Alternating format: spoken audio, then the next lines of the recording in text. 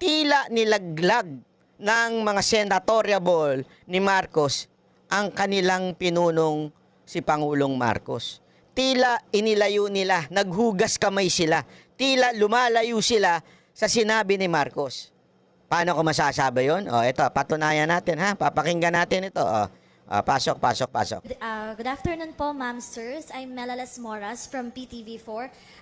If I recall it correctly, last Alianza press conference, nabanggit natin na we are against negative campaigning, walang siraan, we're against negative tactics. But last speech ni Pangulong Ferdinand R. Marcos Jr. sa ating proclamation rally, may mga nabanggit siya while campaigning for you na wala sa kanila ang may bahid ng dugo dahil sa tukhang, wala sa kanila ang pumapalakpak sa China, at wala rin sa kanila ang mga sumuporta sa Pogo. May I ask, what's your views about this statement po of the President? Hindi naman kandidato si Presidente. Parang malabo yun, sir, ha? Hinahangaan ko pa naman to si Senator Soto minsan. Parang malabo hata yung sir yung sinabi niyo, hindi naman po siya kandidato. Ba't yung pinagsalita? Bakit siya nangunguna doon? Even if Mr. Senator Soto means kahit hindi po siya ang kandidato, the mere fact you are under him, siya ang pinuno ng inyong alyansa. It speaks so much. Sorry to disagree with you, sir, ha? Sinasabi namin kaming mga kandidato, hindi siya. So he was merely stating facts. And that is as far as his perspective is concerned. So it doesn't have anything to do. So parang facts daw yon according to Marcos. Parang ang dating nito, hindi kami yun. Hindi kami yun. Siya lang yun. Siya lang yung nagbitaw na negative campaigning. Siya lang yung nagsasabi nun, hindi kami. Tila lumalayo na sila, oh. Tila naglalaglagan na sila. Ang nagsisimula pa lang parang, naku, siguro, kasi ito tingnan niyo yung opposite. Kung naniniwala ka na okay yung ginawa ng inyong pinuno niyo yan whether you like it or not. Kasi kung kay Pangulong Duterte yan, tinanong yan, bakit ganyan, nagmumura si Duterte? Hindi naman niya sasabihin ng mga kandidato ni Duterte. Si Duterte lang yun. Kami matino kami, hindi kami nagmumura. Hindi kami hindi, walang ganun. Ipagtatanggol pa nila. Tama, mali. Di ba? Noong panahon na nagmumura si Pangulong Duterte na bastos, lumayo ba yung mga kasamahan ni Pangulong Duterte? Lumayo ba yung mga senatoriable ni Duterte? Hindi. Ipinagtanggol si Pangulong Duterte. Ipinagtanggol ang mga sinabi niya. Hindi lumayo. Ba't tila ata dito, lumalayo kayo, sir? Parang sinasabi nyo, hindi naman siya yung kandidato eh. Kami naman yung kandidato. Hindi naman kami involved sa negative. Siya yun. Kami hindi. Parang ganun eh. So it's simply, kung analogy ang ating titignan, para mong sinabi na siya lang yun. Yung negative campaign, siya lang gumawa nun. Kami, out kami dyan. Hindi kami gagawa ng ganun. So, inilalayo nyo yung sarili nyo doon sa inyong pinuno. Ako'y nagtatanong lang, sir, ha? Tanong lang po ito. Doon sa sinasabi sa amin ng aming campaign manager na walang siraan o walang ano. Kaming mga kandidato yun. How about others lang po? So ako, ang realization ko dito, ang aking opinion dito, alam nila na mali yung ginawa ni Marcos. Alam nila na mali yung ginawa ng kanilang pinuno. Kaya medyo lumalayo sila ng konti dun sa issue. Di ba? Maniwala kayo sa akin sa hindi. Hindi nyo maiiwasan to eh. Mahirap ipaliwanag ito. Kaya nga ako, kung sino man yung bumubulong kay Marcos, wag nyong, ewan ko kung ginagago nyo si Marcos dahil may ibang gustong umupo. Alam naman natin kung sino yun. Hindi ko na kailangan espelingin yung pangalan no, mahaba-haba eh. Di ba? Mr. President, mag-ingat ka sa mga nakapaligid sa'yo kahit ka mag-anak mo. Baka mamaya pag ginawa mong Vice President yan, bigla kang ilaglag niyan. Di ba? At pag nailaglag ka niya, mabagok ka, delicates. Kaya ingat ka. Ako, ito, payong ano to, mag-ingat kayo dyan. Kaya, ito sabi ko nga sa inyo, mas concerned pa ako kaysa doon sa loyalista eh. Bakit? Yung mga loyalista at mga vlogger na tanso, nabayaran na yan eh. Nabayaran na yan at iba na pinagtatanggol yan, hindi naman na si Marcos eh. Pansinin ninyo, ang pinagtatanggol na niya iba. Alatang bayad eh. Di ba? Ako nga concern ako eh. Concern ako kay Marcos at sinasabi kong, sir, huwag kayong makikinig sa mga kapaligid sa inyo. Sablay. Ano pa sinasabi ko? Mag-ingat kayo.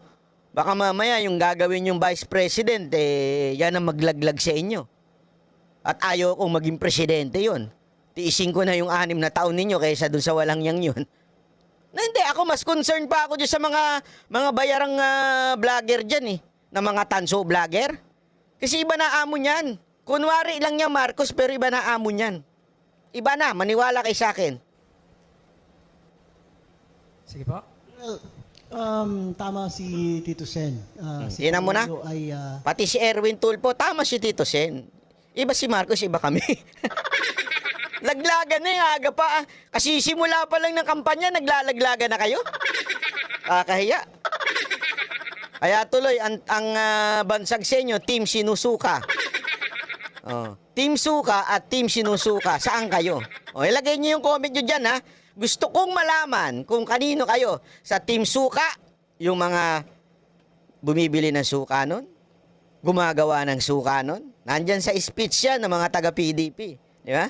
Gumagawa si Bato, gumawa ng nagbebenta at gumagawa ng suka. Si Pastor Kibuloy, gumawa din ng suka at nagbebenta rin yung kanyang grupo. Nandyan yung mga Team Suka. Kanino kayo? Team Suka o Team Sinusuka?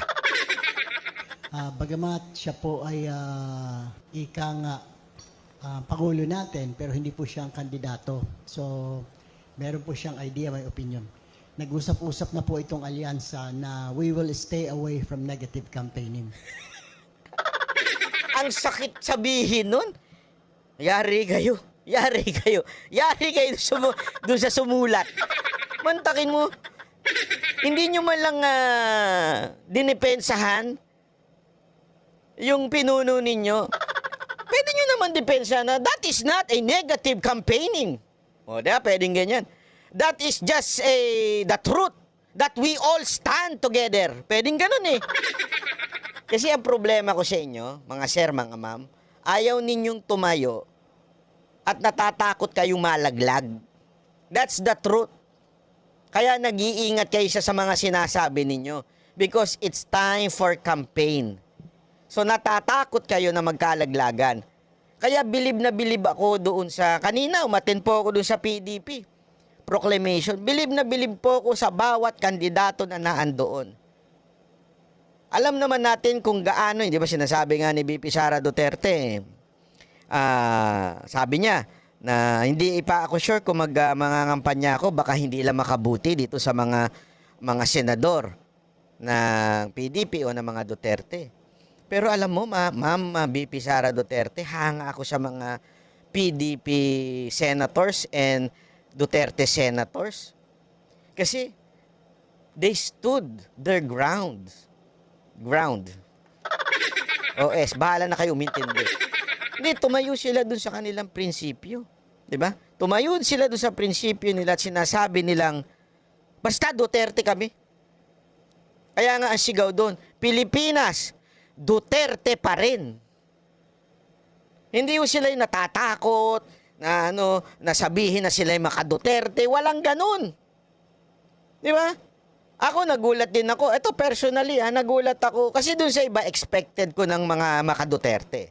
Di ba? From Bato, Bongo, Pastor Kibuloy, and the others. Sila Atty. Jimmy Bondoc. Alam ko na maka-Duterte. Pero nagulat ako dun sa interview ni Atty. Vic Rodriguez. Nung tinanong siya, ano yung nagagamit mong emoticon? Alam mo, nagulat ako. Akala ko kasi sasabihin niya, smiling face, o kaya heart. Sabi niya, gumanon siya. That is so risky in the part of Atty. Vic Rodriguez kasi alam naman natin, malapit siya sa mga Marcos. But still, doing that is very risky for him as a candidate. Pero tumayo ho siya. Kaya talaga masasabi mo, maisog etong si Atty. Vic Rodriguez. Maisog talaga. And each one of them, talagang, hindi, wag na tayo magpaligoy-ligoy. Duterte kami. That's what we want. Duterte, brand of leadership. Wala na yung paligoy-ligoy pa. Iba si Marcos, iba kami.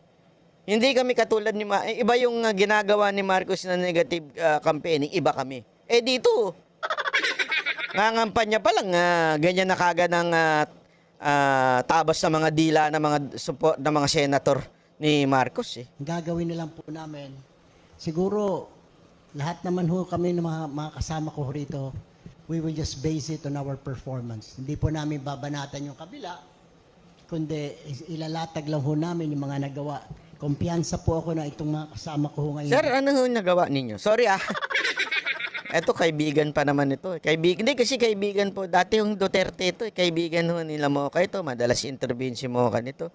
Sir, ano po nagawa ninyo? Yung ayuda? Okay. I agree naman. I agree. May nagawa siyang ayuda. Ako, naniniwala ako na malaki ang naidulot niyang ayuda. Kaya lang, sir, I disagree doon sa ayuda. Hindi kailangan ng bawat Pilipino ang ayuda. Ang kailangan ng bawat Pilipino ay matinong trabaho. When I say matinong trabaho, patas na sahod sa probinsya at sa Maynila. Matinong trabaho, ito'y sapat para bumuhay ng at least 4 members of the family. Matinong trabaho. Hindi ho ayuda ang kailangan natin. Ano po ba yung AKAP? Yung po yung programa ng ating gobyerno para doon sa mga kapos ang kita, makakatulong. Parang tulong ng gobyerno yon para sa mga kapos ang kita. Mali. Para sa akin po pasensya ka na Representative Erwin Tulfo.